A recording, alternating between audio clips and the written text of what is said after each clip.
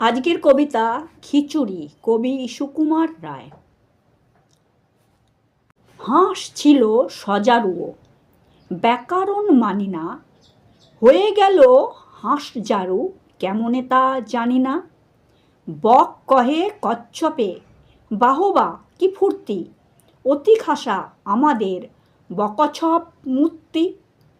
টিয়া মুখো গিরগিটি, মনে ভারী শঙ্কা, পোকা ছেড়ে শেষে কি গো, খাবে কাঁচা লঙ্কা। ছাগলের পেটে ছিল না জানি কি ফন্দি, চাপিল বিছার ঘাড়ে, ধরে মুড়ো সন্ধি।